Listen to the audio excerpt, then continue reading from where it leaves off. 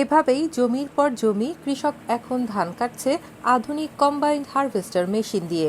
শুধু ধান কাটাই নয়, একসাথে মাড়াই, ঝাড়াই ও সংগ্রহ করা যায়। তাই কিশোরগঞ্জের কৃষকদের কাছে জনপ্রিয় হয়ে উঠেছে মেশিনটি। কৃষকরা জানান, আগে ধান কেটে ঘরে তুলতে একর প্রতি 11 থেকে 12,000 টাকা খরচ হতো।